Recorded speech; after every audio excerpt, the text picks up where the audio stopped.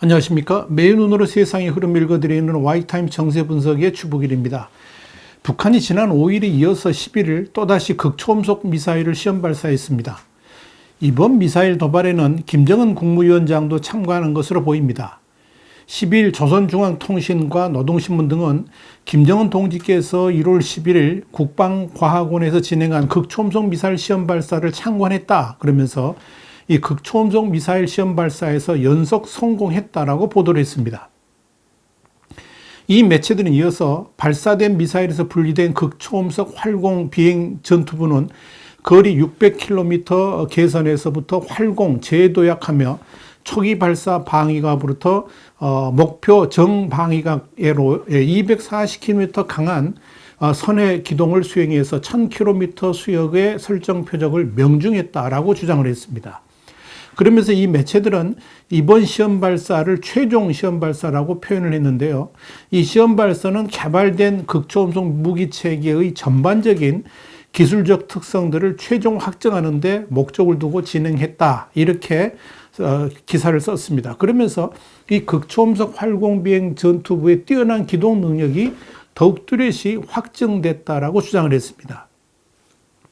이 북한 매체들은 김정은이 이날 시험 발사에 앞서서 국방과학원 원장으로부터 극초음속 미사일 무기 체계에 대한 종합적인 해설을 듣고 나라의 전략적인 군사력을 질량적으로 또 지속적으로 강화하고 우리 군대의 현대성을 제고하기 위한 투쟁에 더욱 박차를 가해 나가야 된다라고 강조했다. 이렇게 전했습니다.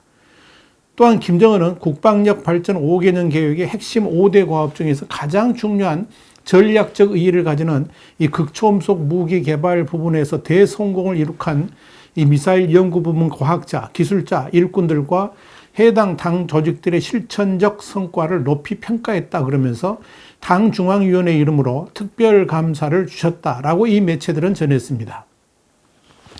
이 미사일 시험 발사 후에 김정은은 미사일 개발에 기여한 핵심 관계자들을 당 중앙위원회 본부청사로 초청해가지고 축하하고 기념사진을 촬영했습니다. 한편 이번 미사일 발사 현장에는 김정은 외에도 조용원 당 조직비서, 당 중앙위 회당 부서 부부장들, 국방과학부문 지도 간부들이 참관을 했습니다. 자, 그런데요. 이 북한이 11일 이 자강도 일대에서 동해상으로 발사한 극초음속 미사일은 우선 속도면에서 주목할 만합니다.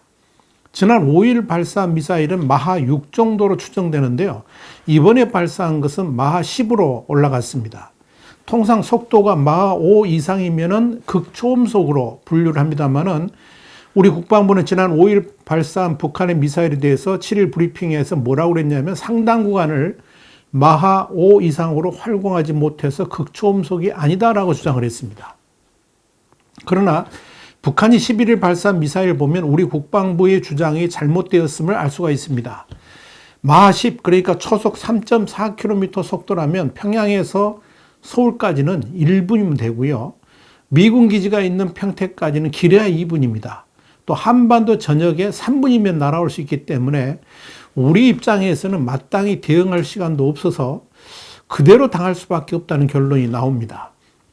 특히 11일 발사한 미사일은 지난해 9월 발사한 화성 8형 미사일에 비해서 속도도 3배 이상 빨라졌고 비행거리도 700km 이상으로 대폭 늘어났다는 점을 주목할 필요가 있습니다. 만약 11일 발사한 미사일이 북한 주장대로 성공한 것이라면 그 성능이 중국의 둥펑 17 극초음속 미사일과 같은 수준일 것으로 이렇게 예상이 됩니다. 문제는 이번에 북한이 발사한 극초음속 미사일이 실전 배치된다 그러면 기존의 한미일 미사일 방어망은 탐지도 어렵고 요격은 사실상 불가능하게 된다는 점입니다. 더불어서 상당수 주일 미군 기지도 이 북한의 극초음속 미사일의 속수무책으로 당할 가능성이 높아졌다고 볼 수 있기 때문에 이에 대한 대응이 주목됩니다. 그런데요, 여기서 우리가 생각해 봐야 될 것은 미사일 발사 현장에 김정은이 참석한 이유가 뭐냐 하는 겁니다. 그러니까 11일 미사일 발사 현장에 김정은이 나타났는데요. 북한 노동신문은 김정은이 발사 장면에 어떻게 참여를 했는가, 이것을 사진 6장과 또 발사 이후 평양으로 이동해 가지고 노동당 본부청사에서 찍은 기념사진 1장을 공개한 겁니다. 지난 5일의 발사 때는 김정은의 모습이 보이지 않았었는데 이번에 세 번째 극초음속 미사일 발사인 11일에는 모습을 드러낸 겁니다. 그러면서 사실상 이 극초음속 미사일 개발이 종료되었다는 것을 암시했습니다. 발사 현장을 찾은 김정은은 이 검은색 가죽 코트를 입고 있었고 벽면에 4대의 모니터를 설치한 개조 차량의 실내에서 쌍안경으로 미사일 발사 장면을 지켜본 것으로 추정됩니다. 노동신문은 이름을 언급하진 않았습니다만 사진을 자세히 보니까 그의 여동생 김여정도 환하게 웃고 있는 모습이 이 사진에 보였습니다. 이번 극초음속 미사일 발사 현장에 김정은이 직접 나타났다는 것은 중요한 의미를 던져줍니다. 그동안 미사일 발사 현장에 김정은이 나타나지 않았던 것에 대해서 군사 전문가들은 미국과의 관계에 좋지 않은 영향을 줄 수 있다는 점을 의식한 행동이라고 관측을 해왔었습니다. 그런데 이번에 극초음속 개발 최종 발사 현장에 김정은이 나타났다는 것은 미국은 물론이고 한국과 일본에 상당한 위협을 끼칠 수 있는 극초음속 미사일의 개발이 종료되었음을 확인하면서 미국에 북한이 요구하는 협상안에 합의해야 된다는 메시지를 던진 것으로 판단됩니다. 다시 말씀드려서 이 북한에 대한 적대시 정책을 포기하지 아니하면 좋지 않은 결과를 낳을 수도 있다라고 위협한 셈이라 하는 이야기입니다. 북한이 주장하는 대북 적대시 정책이란 미국이 주도하는 대북 제재를 해제할 것, 이걸 포함해 가지고 한미 군사훈련 중단 이런 것들이 들어가 있죠. 북한은 미국이 비핵화 협상을 요구해왔지만 지속적으로 미국의 대북 적대시 정책을 취소하지 아니하면 협상에 응할 수 없다 그러면서 선 제재 해제를 강력하게 요구를 해왔었습니다. 이와 관련해 데이비드 맥스웰 미국 민주주의 수호재단 선임연구원은 11일 자유아시아 방송 RFA에 북한은 미사일 발사를 통해서 한미 등 국제사회에 압박을 가하고 정치 경제적인 양보를 얻어내려는 의도를 가졌을 수 있다라고 분석을 했습니다. 자, 또 하나 이번 극초음속 미사일 발사 현장에 김정은이 등장한 이유는 북한이 비핵화를 결코 포기하지 않을 것이고 더불어서 북한의 5대 핵심 전략 무기의 개발도 지속할 것임을 분명히 말을 해줍니다. 이번 극초음속 미사일 발사 후에 북한 매체들은 최종 시험 발사라고 분명히 밝혔죠. 이건 곧바로 극초음속 무기들의 실전 배치에 들어가겠다는 것을 의미합니다. 북한의 극초음속 미사일 발사에 대해서 미국은 민감하게 반응을 했습니다. 미국은 북한이 미사일을 발사하자마자 미국 연방항공청, 그러니까 FAA라고 그러죠. 이 FAA가 자국 서부 공항에서 긴급 이륙 금지 조치를 취했다라고 미국 MBC 방송 등이 11일 보도를 했습니다. FAA는 이후에 11일 공식 트위터를 통해서 예방적 조치 차원에서 10일 밤 서부 해안 일부 공항에서의 이륙을 일시 정지시켰다라고 밝혔습니다. 조치는 15분 이하로 유지됐다라고 FAA는 전했습니다. 이와 함께 미국은 북한의 극초음속 미사일 발사에 대해서 강력 대응을 시사하고 나서서 귀추가 주목됩니다. 존 샤키 미 백악관 대변인은 11일 북한의 연이은 탄도미사일 발사 시험에 대해서 이번 일이 미국 국민이라든지 영토나 동맹에 대한 즉각적인 위협은 아니라고 판단한다 그러면서도 북한의 미사일 발사는 여러 유엔 안보리 제재 위반이고 이웃 나라와 국제사회에 대한 위협이라고 비판했습니다. 미국 국무부도 정례 브리핑에서 북한의 미사일 발사 문제에 대해서 심각하게 우려를 표했습니다. 그러면서 필요한 경우에 유엔 안보리 결의 위반 등 안보 위협에 대해서 책임을 물을 수 있다라고 압박 수위를 높였습니다. 또 네드 프라이스 미 국무부 대변인은 이날 우리는 여러 도구를 가지고 있고 도구 중 하나인 유엔 안전보장이사의 결의를 통해 국제 평화와 안보를 위협하는 북한의 책임을 물을 수 있다 그랬습니다.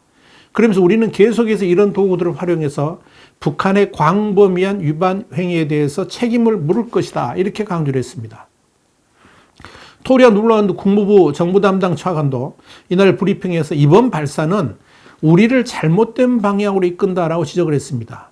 그러니까 미국은 이미 외교적 해결 방법을 논의하고 있는데 이 북한이 도발을 함으로써 미국의 대화 전략에 수정을 가할 수 있도록 만들고 있다라고 경고를 한 겁니다. 여러분, 그렇다면 미국이 어떻게 대응할 것인가? 이게 궁금하죠. 사실 김정은이 극초음속 미사일 발사 현장에 직접 나타났다는 것은 대북 제재를 주도하는 미국을 압박하기 위한 것이고 미국과의 협상에서 우위를 점하려고 하는 전략이라 볼 수 있을 겁니다. 이런 측면에서 앞으로 미국이 어떻게 대응해 갈지가 주목됩니다.